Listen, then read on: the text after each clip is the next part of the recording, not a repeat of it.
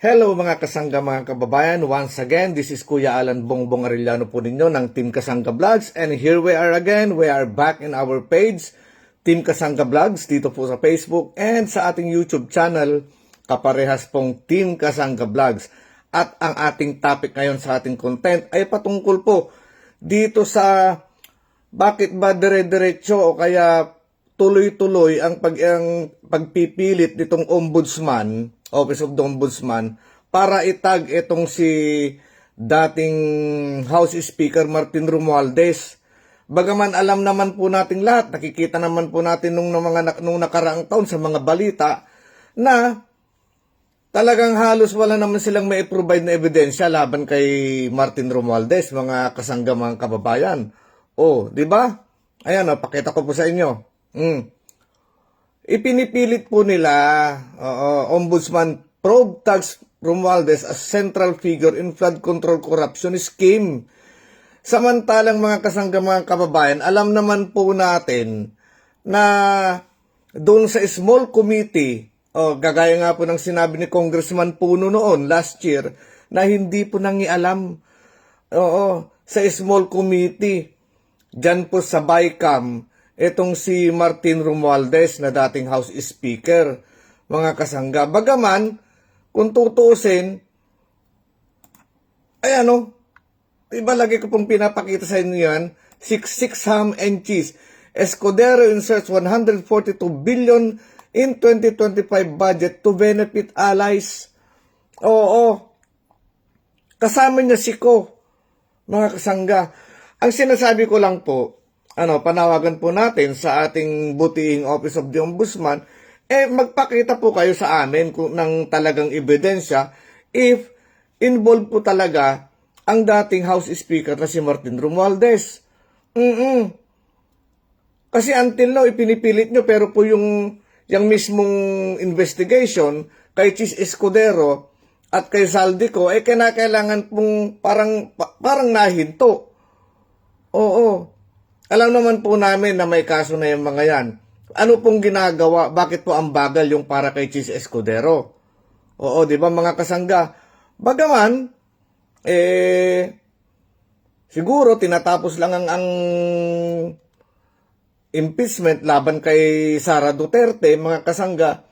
But we need some fairness sa pag-iimbestiga, mga kasangga, mga kababayan. Kung tuloy-tuloy na dinidiin ninyo itong si House Speaker Martin Romualdez, kailangan din pong ganun din po fair ang laban dyan sa investigation at sa pagkakaso ninyo kay Chis Escudero at kay Zaldico. Oo. Kasi dinay na yan dinay na po yan pinasinungalingan na po yan ni dating House Speaker Martin Romualdez. Ito po yung balita. April 21, 2026. Not me. Chis Escudero Zaldico instrumental in budget BICAM decisions. Sabi po ni Martin Romualdez. Yan, sa Politico News Channel, sa politiconews.com po yan. Diba? Let me say this categorically, I was not a part of the BICAM and the small committee budget deliberations. Hindi po siya kasama dun Kung ang ginagamit lang naman po ng ombudsman ay yung mga ibang testimony ng mga 18 ex-marines, hindi po ba nag-recant na po yung 4 doon sa kanila? Di ba? Oo. Nag-recant na nga rin po itong si Orly Gutesa At sinabi niya na there is no involvement on the part of the former speaker. So, asan po yung fairness sa pag-iimbestiga at sa pagpapataw ng kaso? Oo. At di ba't alam naman po natin na halos wala ng kredibilidad ang mga sinasabi ng mga 18 ex-marines na yan with regards to the involvement ng ating dating House Speaker Martin Romualdez. Oo. Eto pa. Anong sabi ng ICI noon? ICI, no finding of guilt versus Romualdez in ombudsman referral. Di ba? Bakit nyo ginigiit? Ang tanong lang namin, bakit nyo tuloy-tuloy na ginigit ito samantalang kailangan magpatuloy-tuloy din mga kasangga mga kababayan ang kaso ni Chis Escudero at nitong si Saldico. Si Saldico, o magaman may warrant of arrest, how about Chis Escudero?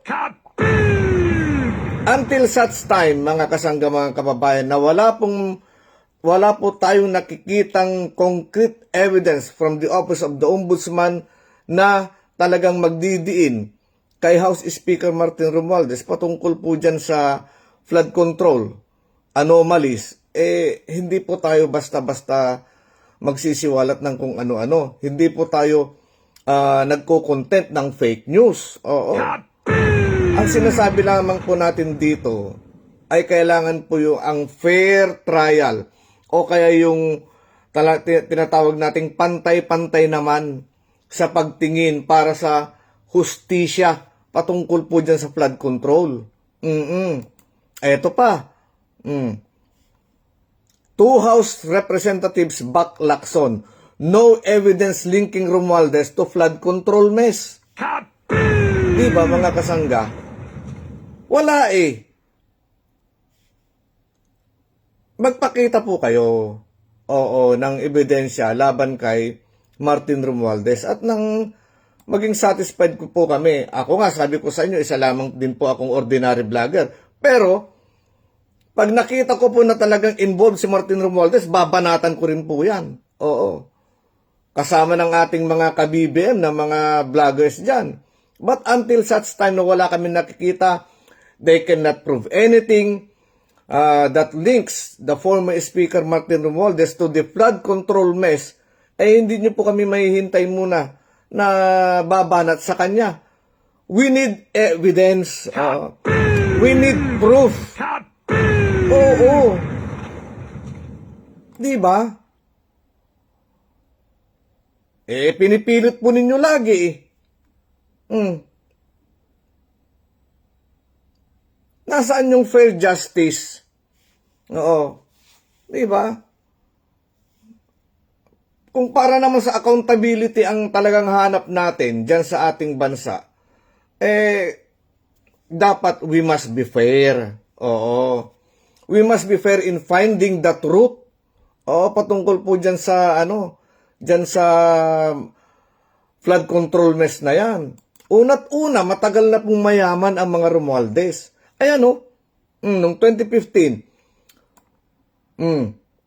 Philippines 5th richest families based on 2015 Forbes ranking. 2015 pa yan, asan dyan ang mga Romualdez? Nakita ko dito yan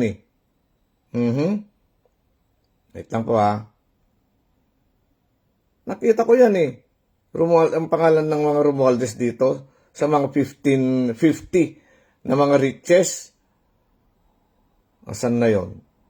Ayan Romualdez, the widow of Benjamin Kokoy Romualdez, has interest in mining through Benguet Corporation. Forbes said most of her family's fortune came from the sale of a minority stake in Banco de Oro Unibank.